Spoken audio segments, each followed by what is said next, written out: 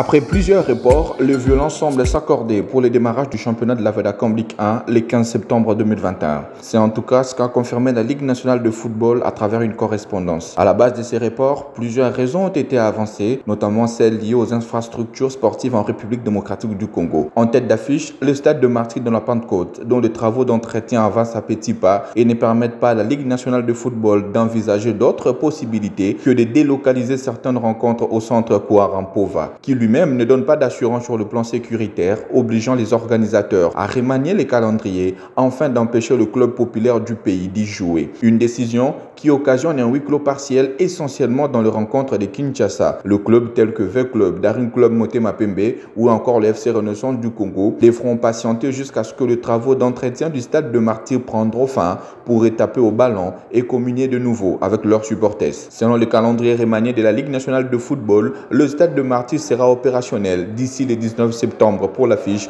Jeunesse sportive de Kinshasa Don Bosco. Pour leur part, les dirigeants du club étaient montés au créneau pour des revendications allant jusqu'à boycotter la reprise du championnat. Dans leur mémo, on pouvait lire noir sur blanc leurs inquiétudes. Les dirigeants du club ont exigé à la Ligue nationale de football le remplacement du comité de gestion temporaire qui en plus était arrivé fin mandat et l'organisation imminente des élections. Le club ont demandé à la FECOFA de revoir la procédure de la montée et descente de clubs en Ligue 1 et Ligue 2, à l'instar de la montée des Chinkounkou à Vodacom Ligue 1 cette saison, dont les arguments avancés par la FECOFA restaient incompréhensibles jusqu'alors. Sans oublier la révision de clauses du contrat entre Vodacom et la Ligue nationale de football, dont le club estime qu'une quotité doit leur être versée à présent. Notons que dans le cadre de cette reprise, les dirigeants du club ont prévu une réunion ce jour pour statuer définitivement sur la 27e édition de la Vodacom Ligue 1, une édition qui verra le nombre de clubs passer de 16 à 20 équipes.